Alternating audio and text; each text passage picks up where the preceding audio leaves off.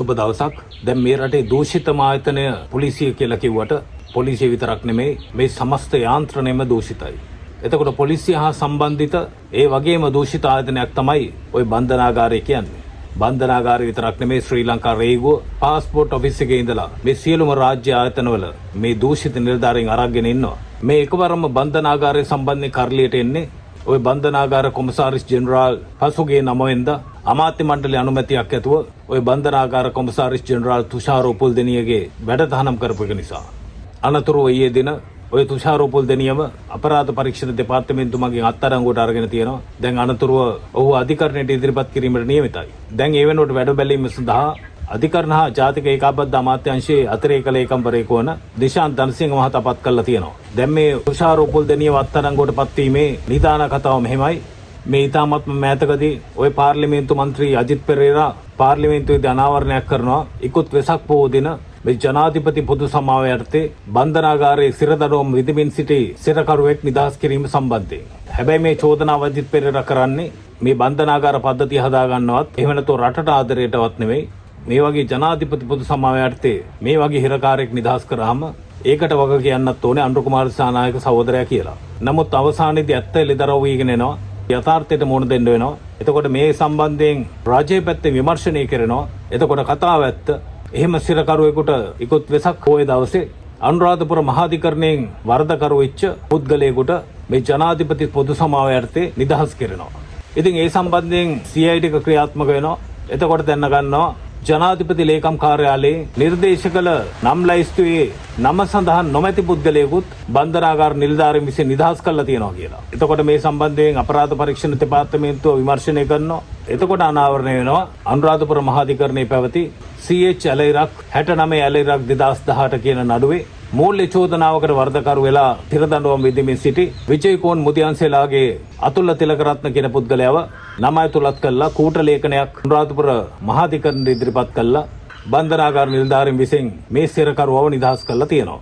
එතකොට මේ සම්බන්ධයෙන් දැනට අනුරාධපුර බන්ධනාගාරයේ සහකාර කොමසාරිස් මොහාන් කරුණාරත්න අත්අඩංගුවට අරගෙන තියෙනවා. ඔහු අනුරාධපුර මහේස්ත්‍රාත් අධිකරණයට ඉදිරිපත් කිරීමෙන් අනතුරුව 11 වෙනිදා දක්වා අනුරාධපුර මහේස්ත්‍රාත් අධිකරණය මගින් ඔය අනුරාධපුර බන්ධනාගාරයේ සහකාර කොමසාරිස් මොහාන් කරුණාරත්නව රක්ෂිත බන්ධනාගාරගත කරලා තියෙනවා. එතකොට මේවා සියල්ලම කවර් කරමින් මේවා වහගෙන මේ බන්ධනාගාර නිලධාරීන්ගේ අනෛතික ක්‍රියාකලාපය යට ගහන්න හද පුද්ගලෙක් තමයි ඔය බන්ධනාගාර කොමසාරිස් ජෙනරාල් තුෂාර උපුල්දෙනිය. ඉතින් මේ තුෂාර උපුල්දෙනිය හදුවේ මේ බන්ධනාගාර නිලධාරීන්ගේ කිසි වැරද්දක් නැහැ. මුන් සුද්ධවන්තෝ කියලා මේ වැඩේ ෂේප් කරගන්න. මෙච්චර කල් කළෙත් එහෙමයි. ඉතින් මේ පාරේ ෂේප් කිරලි හරියන්නේ නැහැ. අනිවාර්යයෙන්ම නීතියට මුහුණ දෙන්න වෙනවා. ඒ අනුව මේ පරීක්ෂණ වලට සාධාරණයක් ඉෂ්ට කරන්න මේ පරීක්ෂණ ආයුතු මැදිහත් වීමක් නැතුව සාධාරණ ඉදිරියට කරගෙන යන්න උවමනා නිසා තමයි අමාත්‍ය මණ්ඩලයේ අනුමැතියෙන් මේ තුෂාර උපුල්දෙනියගේ වැඩතහනම් කළා. ඒ වෙනුවට වැඩ බැලීම සඳහා වෙනත් පුද්ගලයෙක් පත් කරේ. දැන් එතකොට මේක මේ අදයේ සිද්ධ වෙච්ච දෙයක් නෙමෙයි. මේ වගේ සිද්ධි කාලයක ඉඳලා බන්ධනාගාරේ සිද්ධ වෙනවා. මේ ඔබ දැක්ක එක සිද්ධියක් විතරයි. මේ මාට්ටුනේ එක සිද්ධියක් විතරයි. හැබැයි මේව බන්ධනාගාර ඉතිහාසයේ මේ බන්ධනාගාර ලොකු ලොක්ක එකතු වෙලා මූල්‍ය හෝ වෙනත් අනුග්‍රහයකට යට වෙලා මේ වගේ අනීතික ක්‍රියාකාරකම් ඕනේ තරම් කරනවා. බන්ධනාගාර හිරගත වෙන මුදල් තියෙන පුද්ගලයන්ගේ මුදල් වලට බන්ධනාගාර නිලධාරීන් ඕනම දෙයක් කරනවා වගේ ඔය කවුරු හරි අහිංසක මිනිහෙක් යම් කිසි වරදක් කරලා බන්ධනාගාරය හරහා අධිකරණයට ඉදිරිපත් කරන වෙලාවට ඔබ දන්නවා නීතිඥවරයෙකුට ඇරෙන්න ඒ සැකකරුවෝ සමග කාටවත් කතා කිරීමේ අවස්ථාවක් නැහැ. එතකොට අපි ඕනේ තරම් දැකලා තියෙනවා ওই බන්ධනාගාර නිලධාරීන් ඔය සැකකරුවන්ගේ ඥාතීන්ගෙන් කීයක් හරි අරගෙන උන්ට ඔය බන්ධනාගාර කොරිඩෝ එකේ එහෙම නැත්නම් ඔය අධිකරණයේ තියෙන බන්ධනාගාර කූඩුව ළඟට පොඩ්ඩක් ගිහිල්ලා ඔය ඥාතීන්ට එහෙම නැත්නම් ඒ හිතයිෂීන්ට කතා කරන්න පුංචි අවස්ථාවක් ලබා දෙනවා. ඉතින් ඒව සම්බන්ධයෙන් අපි ලොකුවට අදින්නේ නැහැ. මොකද ඒවා සාමාන්‍ය මානුෂික හේතු මත. ඉතින් අර බන්ධනාගාර සිද්ධ වෙන ලොකු වැරදිත් එක්ක ඕවා සාමාන්‍යයෙන් අපිට ලොකුවට උලුප්පලා කියන්න උවමනාවක් නැහැ. හැබැයි අර පොඩි මිනිහගෙන් රුපියල් 500,000 අරගෙන ඔයගේ පුංචි අනුග්‍රහ දක්වනවා වගේම තමයි බන්ධනාගාරය ඇතුළට ගියාට පස්සේ ඒ සැකකරුවන්ට විත්තිකරුවන්ට වියදම් කරන්න පුළුවන් හැකියාව අනුව උන්ගේ ආර්ථික මට්ටම අනුව මේ බන්ධනාගාරයේ ඉහළ සිට පහළට නිලධාරීන්ගේ බැංකු account වලට ඔය easy cash හරහා කෝටි ගණන් මුදල් එහාට මෙහාට හුමාරු වෙනවා. ඉතින් ඔය මට මතකයි දැනට අවුරුදු 5කට විතර ඉස්සෙල්ලා ඔය සිද්දික් කියලා මත්ද්‍රව්‍ය සම්බන්ධ නායකයෙක් හිටියා. ඉතින් ඒ සිද්දීක් කියන පුද්ගලයාව අධිකරණයට ගෙනාවාම ඒ සිද්දීගේ ගෝලයාට අධිකරණයේ තියෙන බන්ධනාගාර කූඩුව ළඟට ගිහිල්ලා කතා කරන්න ඒ සිද්දීගේ ගෝලයාට අවසර ලබා දීලා තිබුණා. එහෙම තමයි ඒ සිද්ධියගේ ගෝලයා මේ මද්ද්‍රව්‍ය ජාවාරම ඉදිරියට පවත්වාගෙන යන්න ඕනේ කොහොමද කියලා ওই සිද්ධියකින් උපදෙස් ගත්තේ. එතකොට ඔබට මතකයි දුමින්ද සිල්වා බන්ධනාගාරේ ඉන්නකොට දුමින්ද සිල්වා හිටියේ හැමදාම බන්ධනාගාර රෝහලේ. එතකොට මීට ඉස්සෙල්ලා ඔබ අහලා ඇති මේ බන්ධනාගාර රැඳවියන්ට බන්ධනාගාර ගත වූවන්ට මේ බන්ධනාගාර සිරදනව මෙදින සිරකරුවන්ට ඔය බන්ධනාගාර නිලධාරීන් විසින් විවිධ අනුග්‍රහ ලබා දීලා තියෙනවා. ඒවා නිකම්ම නෙමෙයි. ඒවා පිටිපස්සේ කෝටි ගණන් මුදල් එහාට මෙහාට හුමාරු වෙලා තියෙනවා. ඉතින් හරියට මේ පරීක්ෂණ කරනවා නම් ඔය හැම බන්ධනාගාර නිලධාරීන්ගේ විතරක් නෙමෙයි ඔවුන්ගේ ඥාතීන්ගේ පවා accounts ඔක්කොම පරීක්ෂා කරලා බලන්න ඕනේ. එතකොට තමයි මේ ජාවාරම කොයි විදිහට ක්‍රියාත්මක වුණාද කියලා හරියටම හොයාගන්න පුළුවන්. ඔබට මතකයි මේ ළඟදී RMVK විශාල වංචාවක් අහු වුණා. එතකොට මට මතක හිටියට අනීතික ලෙස ගනුදෙනුකරුවන්ගෙන් රැස් කරගත්තු ලක්ෂ ගානක මුදල් තිබිලා අහු වුණා. එතකොට ඒවා තනි මිනිහෙක් භුක්ති විඳින්නේ මේ ඔක්කොම එක නෙට්වර්ක් එකක්. මේ ඔක්කොම ඉහළ සිට පහළට නිලධාරීන් හැමෝම එකතු වෙලා හවුලේ කරන හොරකම්. ඉතින් මේවා කතා කරන්න ගියාම හොරාගේ අම්මගෙන් පේන අහනවා වගේ කවුරුත් ඇත්ත එලිදරව් කරන්නේ නැහැ. අර මොගේ පිට ගහනවා මොගේ පිට ගහනවා.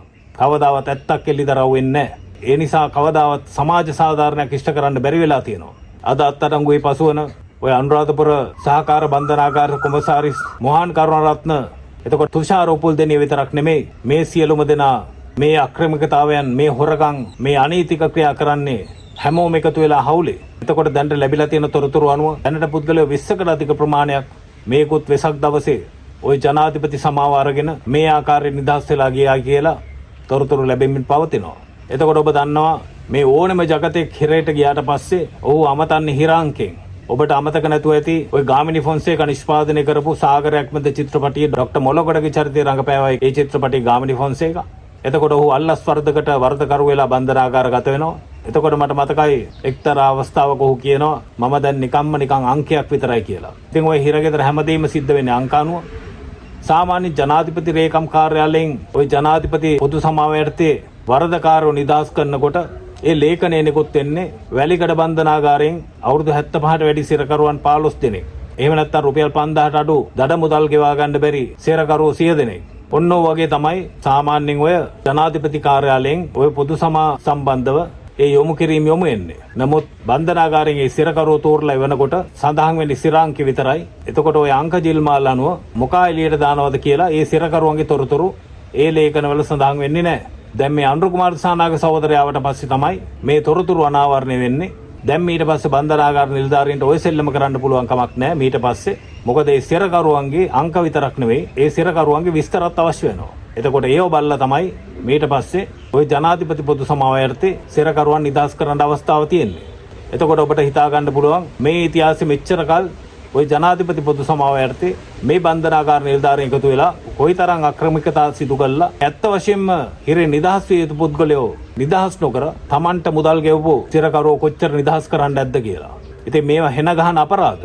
දැන් ඔබට අමතක නැතුව ඇති ওই බන්ධනාගාර ඇමති වෙලා හිටියා ලොහාන් රත්වත්තේ. එතකොට මිනිහා ඒ කාලේ දාපු සෙල්ලම්. එතකොට ඔය මිනිහත් එක්ක ඉඳලා තියෙනවා ඔය විවාහක රූ රැජිනක්. ඉතින් මේ ලොහාන් රත්වත්තේ ගෑනිත් එක්ක උගේ බලපුලුවන්කාරකම් පෙන්නන්න පිස්තෝලෙකුත් අරගෙන ඔය අනුරාධපුර බන්ධනාගාරයටයි වැලිකඩ බන්ධනාගාරයට ගිහිල්ලා ඒ සිරකරුවන්ට දාපු තර්ජන ඔබට අමතක නැතුව ඇති.